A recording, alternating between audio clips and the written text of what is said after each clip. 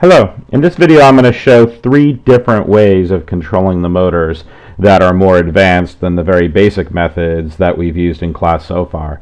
So far we've basically just turned both motors on and ran them at a particular power level. Again, that's done by controlling the percentage of time that we're applying voltage to the motors. What you'll find is that if you actually let the robot run free doing that, it doesn't go particularly straight. Each motor controller is going to have slightly different resistances. Each motor is manufactured differently. And you'll notice that almost always the robot's going to curve one way or the other.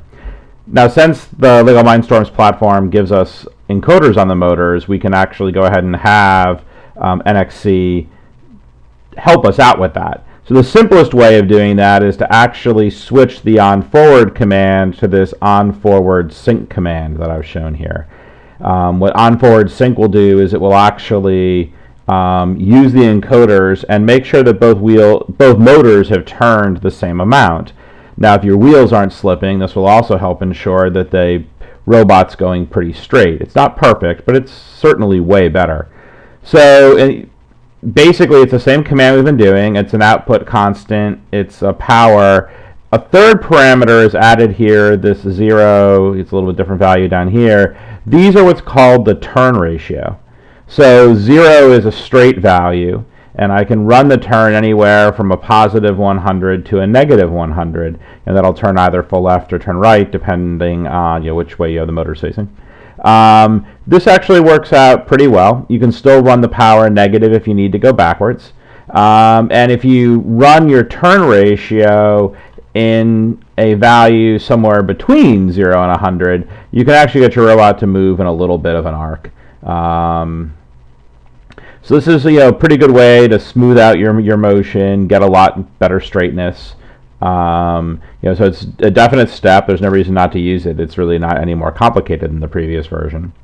But there are problems with it. The biggest problem with this technique is that as the robot uses up its battery, the voltage on the motors is going to lower. They're going to move a little bit slower. So these wait times will constantly need adjustment to have a precise form of movement. And so one of the options that we have is to say, let's not move the motor for a particular period of time. Let's move the motor for a particular number of rotations. And the platform does go ahead and give us that capability. And so again, this was called Go Straight. You'll find it in the class folder. This one's going to be called the Rotation Encoder Moves. And so this is what's called the Rotate Motor Extended command, or EX. And basically what it's going to take is where are the motors plugged in, how fast do you want to go, how many degrees of rotation do you want. So this is somewhere slightly close to not quite 3 full turns. And again, we use that same turn ratio, anywhere from negative 100 to 100. There are 2 additional parameters.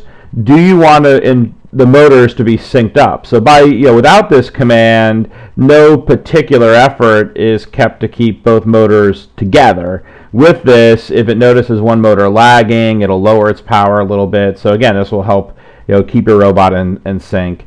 And at the conclusion of the command, what do you want to have happen? Do you want to apply the brakes, or do you want to just kind of apply a float? And so here I've chosen to do. So what this command is going to do is it's going to go ahead and make us move straight. It's about a foot in my case.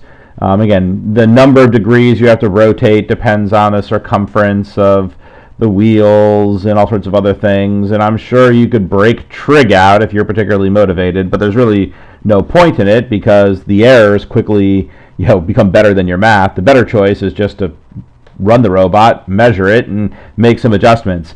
Due to acceleration factors, slight wheel slippage, and the way the brakes work, this isn't perfect. So if I were to cut 980 in half, I might not go exactly half, but that's certainly close. And so you can tune this up, and this will be much less sensitive to the batteries dying during the middle of your progress. Same thing, if you wanted to run a turn, it's a very similar command. You go ahead and put your turn ratio in. So in my particular robot, 173 degrees of motor rotation would about turn the robot 90 degrees. So you could take a whole series of these commands and move them in to your robot, move the, kind of run them to kind of navigate through the house should work pretty well. I would recommend, if you're going to end up having, more than 5 or 6 of these and have a very complex set, start pulling these numbers out into defined variables up at the top of your code to make it easier to make adjustments. But this certainly is a decent way to vastly improve the accuracy that you're going to go ahead and use. Again, this is called rotation encoder moves, and again, it'll be found in the class folder. The last sample code I wanted to show you today was a very, very basic example of what's called a PID controller. Now you'll note that in this case I kind of show you some what defines look like just to make it a little bit easier on myself. But what this command is going to do is it's going to use a much more sophisticated algorithm to ensure that the motors are running both together and ending up where we want them to. So the old command basically went right to the stop point and then switched to a brake, but there's going to be some overshoot and there's really no attempt to correct for that. This command's going to try a lot harder to go ahead and get the value to whatever angle that we want.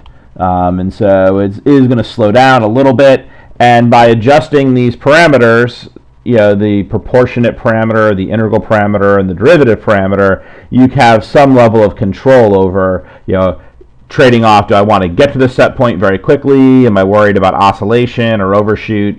And again, if you Google PID controller, there's quite a lot more than I can do in justice in this video to how to pick some very reasonable values for this.